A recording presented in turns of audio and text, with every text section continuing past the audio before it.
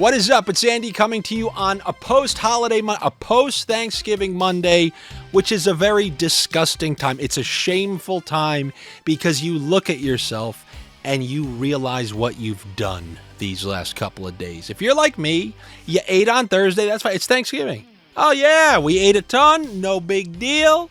And then what happens Friday? Oh, come on, you gotta eat those. That's part of Thanksgiving. That's part of the holiday is eating all those leftovers the night of Thanksgiving and the following day. So yeah, come on.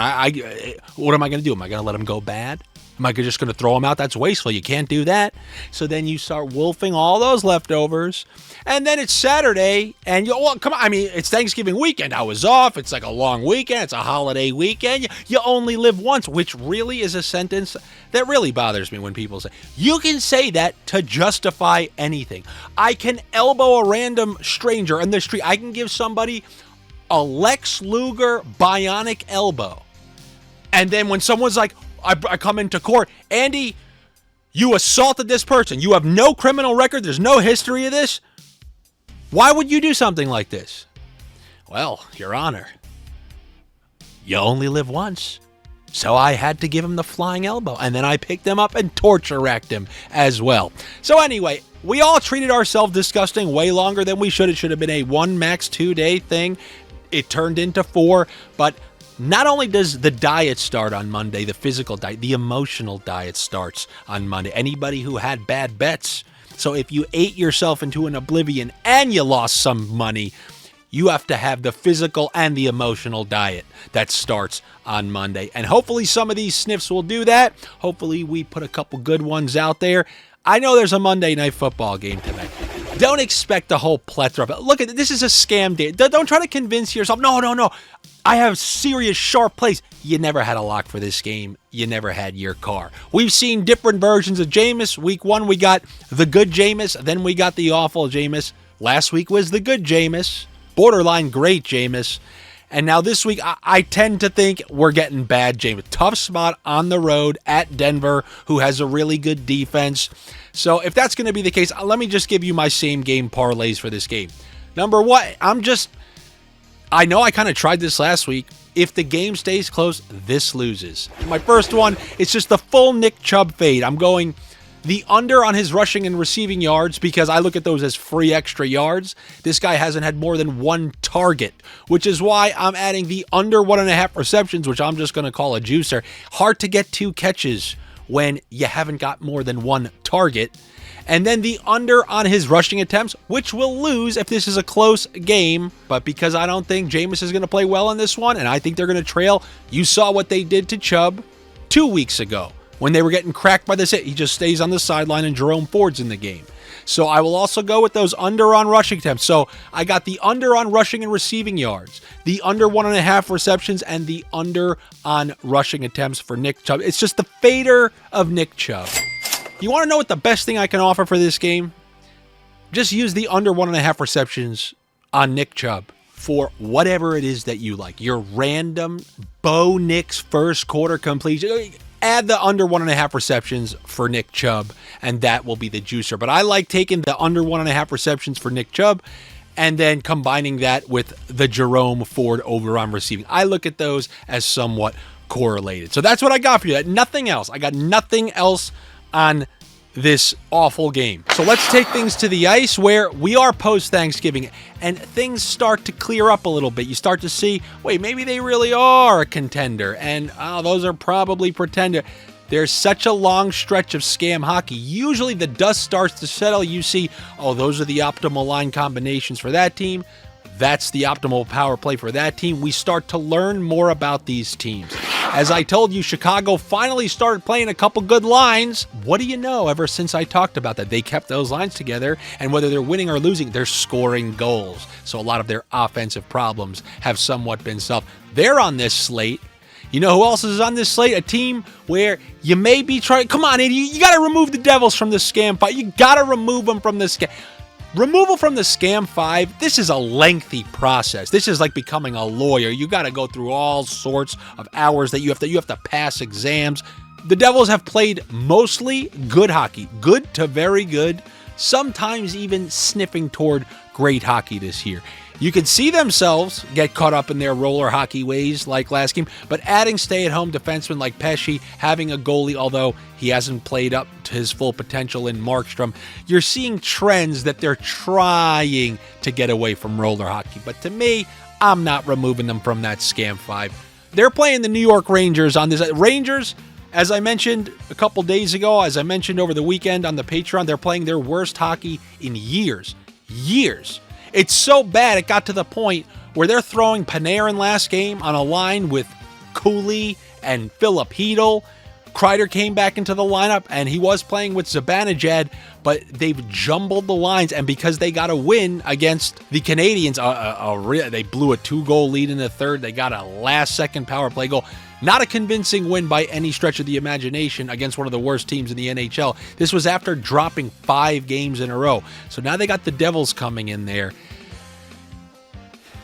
It's just very hard for me not to want to take the Devils because the Devils, for the most part, have been playing pretty consistent hockey. They've been playing a pretty consistent winning brand of hockey, and they're not in flux. We know exactly what their lines are going to look like. We know what their optimal power play is. So much of them is set in stone for now while things are working that I just find it really hard while this price is good. What worries me is you obviously saw the Rangers in those first couple of weeks. They are capable of ripping off wins, but they're just clearly not playing with a lot of confidence right now. We will see how this one plays out, but if you want me to go into the pizzeria on a Monday when I'm really trying to diet and trying to stay away from pizza, the New Jersey Devils definitely do look alluring to me on that front. Something that most people will probably be urging you to take, the Will Cooley, because he's playing with Panarin. If you're not on that top power play, I do not have enough faith for you to do that. At least like when I took Taylor Hall last week, at least, not only is he playing with Bedard and Kurashev, I knew he at least gets some of that PP2 time. I can't do it with Cooley. I just cannot, but I'll do a little more than a lean. I will take the New Jersey Devils in that game against the New York Rangers. Now let's talk about Taylor Hall and those Chicago Blackhawks. If you're a Toronto Maple Leafs fan out there, you're somebody watching this up in Toronto where you don't have that post-weekend disgust because it wasn't your Thanksgiving. I don't even know when your Thanksgiving. Well, you have your own Thanksgiving. It's not a big deal. And this is just a regular-ass Monday to you. But one thing you're definitely worried about is, God, we had such a great game against the Lightning. Are we about to just mail it in at home like we always do against bad teams? It's not just you that's why I'm worried. I have to give out sniffs for this game because while I didn't like Will Cooley because he isn't on any power play, I mean, we're looking at Matthew Knies. He's on a top line with Austin Matthews and William Nylander, the 2 best offensive players on that team. Don't you dare say Mitch Marner. But the 2 best offensive players on that team. And he was on the top power play. So over the weekend when his point prop dropped and it was like plus 130 or plus 120 against the Tampa Bay Lightning, I got out my chair. I go, you got to take Knies. However, you got a 1-game grace period, and now against such a bad team, I do not mind minus 120. All right, let's do that. Let's take the over half of a point on Matthew Knies. But you want to know what's really easier than that? 1 point for Matthew Knies, 1 point for Austin Matthews. You're looking at plus 120, plus 130. That's a combo that I definitely think is worth the sniff. And then on the other side, it's very hard not to want to get some of the bets in on Chicago with these prices. They were awful offensively. They found the optimal line combinations. We saw more points last game from Hall and Bedard and Donato and Teravainen. These guys are finding themselves on the score sheet consistently. I mean, eeny, meeny, miny, mo. Give me Tavo. Give me Tavo, Teravainen. Great point prop price. And maybe I'll run back what I gave out on the Patreon Sunday. Give me Teravainen for an assist, Donato for a point, and the 2 shots for Donato. Look at this price. On a night where Toronto very may well mail this in. It's a calculated sniff, and honestly, the way Chicago's playing and started to score a little bit more, definitely not impossible. Definitely not the odds I would list if someone walked into my pizzeria and wanted to take that bet. My odds would be like, no, you're not getting anything more than plus 380 on that, because it's not that unlikely. Two line mates playing on Chicago's top power play together. No, I'm not giving you that bet, but they obviously are, which is why I'm taking this same game parlay in that game. There was a lot there, and there's also a lot in this last one because we saw Jake Ottinger play the big game against Winnipeg. And are they in a letdown spot? Got to go on the road, play the very next night with Casey DeSmith in there. How's Casey DeSmith done lately? Look at all those scores. Loss. But look at the garbage value. If you want to know why I'm preaching line combinations all the time, I preach line combinations all the time, combinations all the time, combinations all the time. But in this game, I mean, like, the catcher's putting down that number one, and I'm nodding. I'm going, yep, Keller Schmaltz. Keller Schmaltz, line combination. I mean, they're coming off of a 6-goal game against the Vegas Golden Knights. They're staying at home. They got a team who played the game that they wanted to win last night. They got the backup, and backup has lost 4 straight. Give me the Keller Schmaltz. That's the fastball. I think it's a good bet here. And then on the other side, still a very good value, the Miro Heiskanen, minus 120 point.